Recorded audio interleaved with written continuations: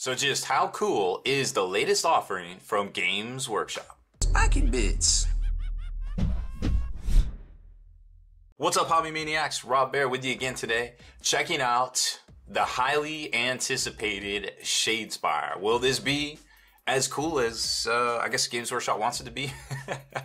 Well, I'll just keep talking and I'll let y'all decide there. Now, this is the latest standalone. Whoa, we got cat battles going on here. This is the latest standalone game from Games Workshop. They've put a lot of time and development into it. It's $60 right out of the box. It's going to come a total with not as many figures as you would think, but it has a lot of, dice and game boards and cards and things. This isn't, a lot of folks said, hey, this is the Mordheim version of, or the new Mordheim, so to speak. That's just not true. It's more of a card game. It's almost like a analog MOBA, almost, so to speak, that you play with cards to do different things. Now, it's $60 US. There is some sleeves and stuff you can buy for the fighter cards in here if you want faction sleeves kind of type deal, and they are the standard size that we've seen in the past from board game stuff out there. So it's really cool that Games Workshop went and they set everything up to be the correct size. Now, inside the box itself, you're going to get the Shadespire rulebook. You're going to get 2 of these card board tiles here. More on that here in a second. You're going to get two punch-out sheets of tokens, which also includes some big objectives here that you're going to use for the game itself. And this third one right here as well. So you're going to get 3. I thought it was only 2, but I guess you get 3. Oh, okay, because these are similar, and this one has the activation tokens right there. So that's why I was like, wait a minute, what the heck? Inside here, once you get down to the nitty-gritty, you're going to get the player dice. So attack dice in white, defense dice in black. 2 different sets of cards here for the fighters. And each set of fighter cards, which we're going to show you, has 2 different types of cards in there besides the player cards themselves. And then a pack of cards right here that are going to be used for deck building. So it's almost like I said, it's kind of like a MOBA on the tabletop, but with a little bit of living card game kind of type feel splashed in. And then you get to the miniatures themselves for... which are right here. They're very easy to assemble, push fit. We'll show you how to do one of these real quick here. So you're gonna get some Sigmar ones and some Khorne Blood Reavers, and even if you don't know what faction is what, you can just divide them up by blue and red, I suppose. And then a little commercial card right here for Age of Sigmar, because why not? If people don't know what Age of Sigmar is, hey, it's a good idea to show them. So first off, let's take a closer look at the miniatures themselves. Alright, so the miniatures themselves are pretty well detailed, believe it or not, for being the easy to build or the push fit kind of style. They have a guide here on how to put each and every figure together, but suffice to say, they're all pretty well numbered on the sprues here. Let's see, let's take a look here. So the first miniature is actually number 1, 2, or parts number 1, 2, 3, 4, 5, and 6, with a little bit of rubble on the base here, like a kind of Shadespire Sigmar head. So, just like we saw in the past, just take a pair of clippers, which aren't included on here, but you can get them from any, hardware or hobby store there. Use the flat ends here. You just kind of go in and clip them off the sprue. Now, while they are push fit and ready to go out of the box here, if you want to shave down some of these rougher areas here, you're going to need an X-Acto knife or some files. But just remember, files are only meant to go in one direction, not back and forth like a, cheese grater. Once you get all of the parts cut out, they all assemble very easily. Push fit style here, you're just going to put your head peg into here and then close the torso around it into the 2 pegs right there. Of course, it is a little bit of a skill shot, so to speak, but once you get it in there, it's done, and you can see all the great detail work. Now, you still might want to shave some of the stuff off the top, but you don't necessarily have to. The only thing that you super have to be careful about is these extended pegs on each side, or on some of the arms. as well as the legs themselves. You don't want to clip those off because those are the pegs that allow you to assemble these models together here. And then even the base has a few pieces to it. And then you're just going to push these down right onto it, and gently, of course. Well, you know what? Let's put it facing this way so we have a really cool display of that. So that's the game board. What else is there in this box? Well, like we showed you earlier, there's going to be 4 packs of cards here. Now I grabbed this one right off the bat because this has all of the different tokens, or I guess card things that you're going to get on here. Of course, you have to punch them all out, but once you do, it's good to go. Now, there's a bunch of different objectives. Each one has numbers on it that correspond to an objective card that's going to come in your player decks right here, which I can show you. Let's see.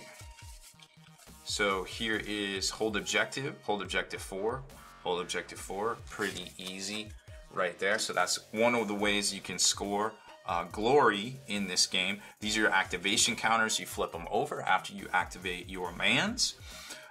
Then we have glory points, and that's of course how you win right there. And let's see, this is moved. I believe this is charge declared. Yeah, so that's charge declared. That's moved to counter right there. I forget what the other ones do right off the bat. I haven't played a game of this since the demos, but let me tell you what, like, I was starting to dig through and see some of the strategies in here. It seems like a way more robust game than I originally thought it was. So I will definitely give those folks credits there. Now, there is a quick start guide that comes in the set right here that explains everything. Oh, those are wound tokens, that's right. And like movement and things like that. Now, if you're gonna play at a store, they're gonna have a super better, or a quick start guide to playing all of this stuff available to them if they got the League kit. So there'll be a few of these in the box that could help you learn a little bit better as well. But this is the individual one that comes in each of the box sets right here, along with all the instructions and everything like that, plus the cards. And let's take a look at those. So each faction is going to have their own pack of cards that correspond to the models in the faction, as well as specific power and objectives as well for them. Now, you get a power phase where after you play actions, and I think there's like 8 different actions if I recall correctly, but these, for the starter at least, are going to be your player cards right here. And there's all sorts of different attributes and things on here. They can also kind of Super Saiyan ability, where, say for instance, at least 3 fighters are out of action, then Mr. Gorebeard here is gonna level up and flip over and obtain his ultimate form in the game right there. So there's even another level of complexity or nuance, I guess, to the game itself. Now, the rest of the cards that are going to come in here are separated into 2 different decks. You have an objective deck and you have a power deck. And the power is what you're going to play. It's like an abilities kind of thing, or like basically like actions. And your objectives are just how you're going to win through obtaining glory points and things like that as well. Now, you get glory points for knocking dudes out, but you also get glory points for scoring things as well. Now, your initial hand is going to be 8 cards. I think it's 5 power cards and 3 objective cards right here. So here's an example of a power card. Here's an example of an objective card. So that objective 5 right there would score you a certain amount of points at the end phase. Boom, there you go, and you'd get some glory for that. And this right here would allow you to choose a friendly fighter and push them 1 hex. So that would, you know, give you some sort of ability there. Now, if you grow bored of these particular decks for your particular faction, well, there is an extra card or upgrade set of cards in this starter right here. And you can tell by the numbers of 437 that they do expect to have a lot more cards in here, I think. So I imagine for the 2 other factions we know that are coming out, that I will show you here in a second, that there'll be more cards. Maybe there'll be some expansion packs and things, but you do have a little bit of a draw between power and objective cards there. And of course the factions are up in the corner there, so you have to be careful when you're choosing them. But other than that, I think it's good to go. I haven't customized anything. Like I said, I've only played a couple of demo decks or demo games, but from my first initial response of those games, I am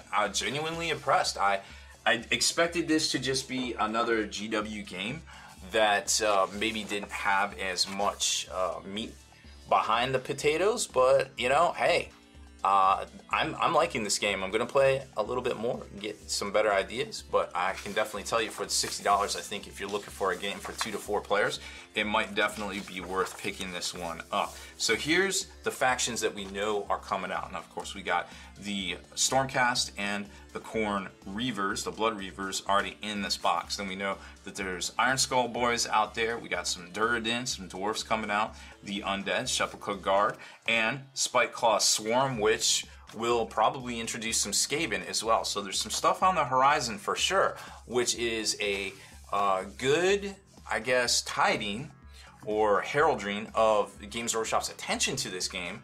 And I suppose if it does well, that they will continue to support it. We already know that some of the major tournaments out there are already clearing space on their event calendar and their table placement for competitive playing of Shadespire at their events. I think on Las Vegas Open or Vegas Open, LVO, will have some space there. Haven't heard on Adepticon yet, but it wouldn't surprise me if it does well at LVO that they slot it in as well. So very neat little game, definitely worth picking up if you like the board game aspect and you like the Age of Sigmar or the Warhammer Mortal Realm universe and flavor. Of course, this is the story of a previously bustling city, a mercantile city that was laid low by Nagash, big bad bully of the undead. There's the actual story right there, how it all works. Like, they were trying to defy death, and you know how that fable goes. And well, it didn't end well for them, to say the least. And now people have come in trying to plunder the booty of that city and get theirs. And whether they become trapped there and trying to fight their way out, or discover treasure and riches for their factions, well, that's kind of the setup for this new game here. So definitely worth checking out. The hype is it isn't the tip of the spear that we've seen out there, but it definitely is a good game at first look, worth checking out. If you see a demo at your game store, which I imagine a lot of them are out there, I would just run through the demo, see what you think, give it a chance. It is a lot of fun, and it seems to be very tactful, even at the most basic of demo levels. So that's it for this one, folks. I hope you enjoyed it. I don't think we're going to do a walkthrough on like how to play, but definitely subscribe to the channel, because we have lots of dope features on here, unboxings, retro videos, all sorts of different tutorials every week, and turn on notifications so you can be the very first to like and comment on those particular features. And head on over to thelongwar.net. That's the home of the battle reports for exclusive content, early access videos, and more. Become a veteran of the Long War today.